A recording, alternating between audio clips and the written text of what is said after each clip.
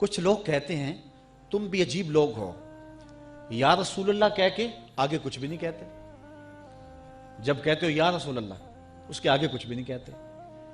وہ کہتے ہیں میں آواز دوں کسی کو اس کا نام لے کے، بلال نام ہے بلال، تو وہ مخاطب ہوگا، تو آگے میں کچھ کہوں گا کہ پانی دو، یہ کرو وہ کرو، کچھ تو کہوں گا. میرے پاس آؤ، میں تمہارے پاس آنا چاہتا ہوں. تو تم یا رسول اللہ کہہ کے ایک دفعہ آواز دیتے ہو، پھر اس کے بعد کچھ کہتے ہی نہیں ہو. یہ تو تمہارا نعرہ ہی مکمل نہیں ہے. یہ بات کی جاتی ہے یہ نعرہ کامل نہیں ہے، پورا نہیں ہے. تو اس کے علماء نے بڑے جواب دیے ہیں، لیکن میں سادہ سا جواب یہ دیتا ہوں. میں کہتا ہوں کہ جب بچہ بلکتا ہے اور وہ کہتا ہے امی، آگے کچھ نہیں کہتا، ماں جانتی ہوتی ہے اسے دودھ چاہیے، یہ سردی میں ٹھٹھر رہا ہے اسے کپڑا چاہیے، اسے بھوک لگی ہے اسے کھانا چاہیے، اسے پیاس لگی ہے اسے پانی چاہیے. بیٹے کا کام بلک کے امی پکارنا ہوتا ہے. امی کو پتا ہوتا ہے اس کو کیا دینا ہے، تو عاشق نے یا رسول اللہ پکارنا ہوتا ہے، پھر رسول کو پتا ہوتا ہے غلام کو کیا دینا. یا گوش میں لے لیا اور اس کو کیا چاہیے تسلی دیتے رہے. آہستہ آہستہ اس کی آواز تھمی. پھر حضور دوبارہ منبر پہ تشریف لائے اور آقا کریم نے صحابہ کے چہروں پر استعجاب دیکھا، حیرت میں ڈوبے ہوئے تھے. یہ کیا منظر ہوا کہ ایک درخت رو رہا ہے؟ تو آقا کریم علیہ السلام فرمانے لگے لو لم افعل ہاکذا لہن الی یوم القیامہ. اے صحابہ، اگر منبر سے اتر کے اپنے عاشق زار کو یوں تسلی نہ دیتا تو یہ قیامت تک روتا رہتا. حضرت محمد بن سیرین رضی اللہ تعالیٰ عنہ تابعی ہیں، کوئی حدیث کو بیان کیا کرتے تھے اور پھر زاروں کے تار روتے اور کہتے یار حضور کا پیار تو درختوں کے کلیجے میں رکھا ہے اور ہم تو سینے میں دھڑکتے ہوا دل رکھتے ہیں. تو ہماری کیفیت کیا ہونی چاہیے اور ہماری محبت کا عالم کیا ہونا چاہیے. مسند امام احمد میں ہے کہ حضور کے گھر میں ایک پرندہ تھا، ایک ممولہ تھا. آقا کریم جب باہر تشریف لے جاتے تو وہ کسی جو ہے وہ کونے میں ٹک کے نہ بیٹھتا، کبھی اندر کبھی باہر، کبھی چھت پہ کبھی اوپر کبھی نیچے. اور آقا کریم جب دوبارہ گھر میں تشریف لاتے فساکنا، تو اس کے دکھی دل کو قرار آ جاتا. وہ ایک گوشے میں بیٹھ کے حضور کی زیارت کیا کرتا. یار درختوں میں تو پھر بھی حص ہے، پرندے تو پھر بھی جان رکھتے ہیں. آؤ تمہیں کہانی سناؤں کہ حضور علیہ السلام احد پہاڑ کی چھاتی پہ قدم رکھتے ہیں تو وہ بھی جھومنا شروع کر دے. تو احد کے کلیجے میں بھی حضور کا پیار رکھا ہے، پتھروں میں بھی حضور کی محبت رکھی گئی ہے. تو جب پتھر حضور سے پیار کریں، درخت حضور سے پیار کریں، جانور حضور سے پیار کریں، پوری کائنات کا ذرہ ذرہ مصطفیٰ پہ فدا ہو، تو ہم تو حضور کے غلام ہیں. تو کیا ہم حضور کا نام سن کے سینے میں ٹھنڈک محسوس نہ کریں اور جھوم نہ جائیں، اور ہمارے لیے یہ مضمون اور یہ عنوان محبوب اور مرغوب نہ ہو؟ ہماری تو زندگی کا سرمایہ حضور کا پیار ہے. ہم تو جئیں گے تو حضور کے لیے، ہم تو مریں گے تو حضور کے لیے. اور ہماری دنیا بھی حضور ہے، ہمارا دین بھی حضور ہے. مولانا ظفر علی خان نے کیا خوب جملہ کہہ دیا، ہم جس میں بس رہے ہیں وہ دنیا تم ہی تو ہو. ہماری تو کل کائنات ہی رسول اللہ کی ذات ہے. اور اگر حضور علیہ السلام سے ہم الگ ہوتے ہیں تو اگر ایک الگ ہو جائے تو سینکڑوں بھی زیرو ہوں تو وہ زیرو ہوتے ہیں، لیکن اگر ایک ساتھ ہو تو وہ زیرو بھی قدر و قیمت کے حامل ہوتے ہیں. ہم کچھ نہیں ہیں، ہماری قیمت ہے تو حضور کے نام سے ہے.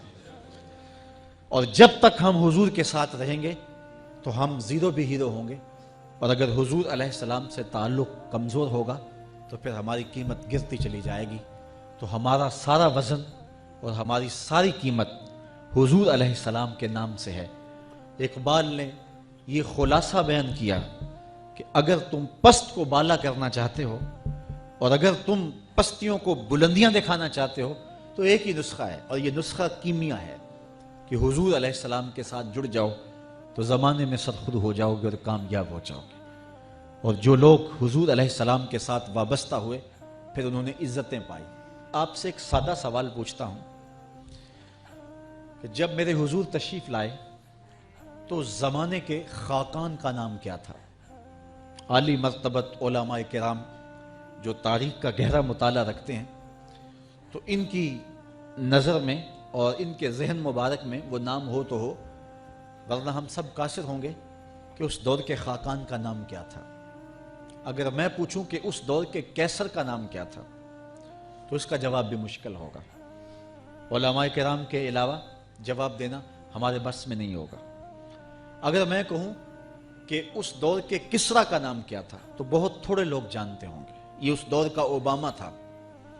لیکن اس حال میں اور اوپر دو حالوں میں اور اس سے پچھلے حال میں اور باہر تاحد نظر لوگ جو بیٹھے ہیں تو شاید انگلیوں پہ گنے جا سکیں جو بتائیں کہ اس دور کے کسرا کا نام کیا تھا، جبکہ اس دور کا جو ہے وہ اوباما تھا.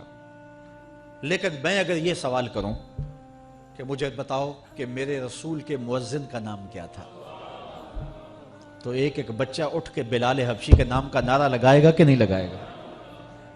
تو پھر وزن تو ہے حضور کے ساتھ، نام تو ہے حضور کے ساتھ. پھر آئیے اقبال کا پھر لہجہ دیکھیے. اقبال یہ کس کے عشق کا فیض عام ہے، رومی فنا ہوا حبشی کو دوام ہے.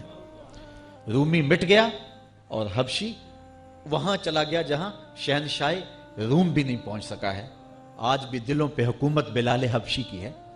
بلال کا کالا رنگ حوروں کے ماتھوں پہ تلک لگا کے سجایا گیا ہے اور رومی کا نام بھی مٹ گیا، اس کا نشان بھی مٹ گیا.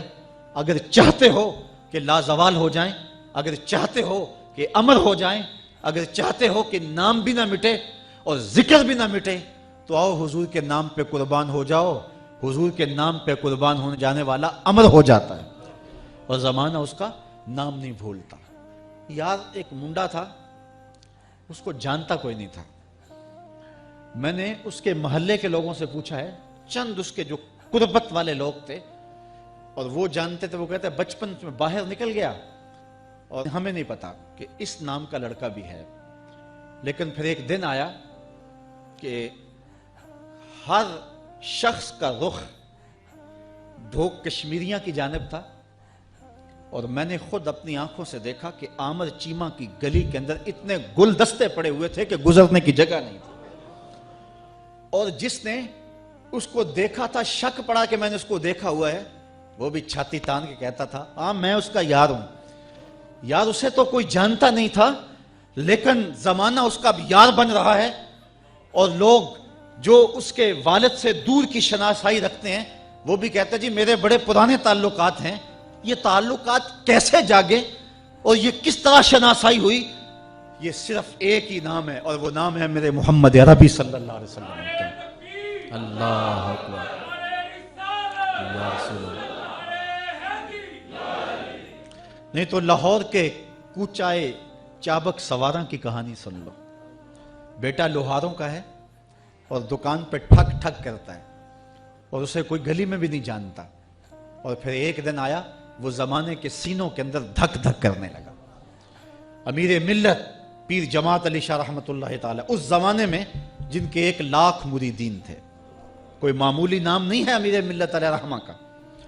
امیر ملت جنازے میں شامل ہوئے، غازی علم الدین لوگوں کے کندھوں پہ جا رہا تھا اور امیر ملت کی آنکھوں میں آنسو تھے اور کہنے لگے لوگوں میں نے بڑے بڑے بادشاہوں کی کہانیاں سنی ہیں، میرے دل میں کبھی امنگ نہیں جاگی کہ میں فلاں بادشاہ ہوتا. فقیر خود شہنشاہ ہوتا ہے.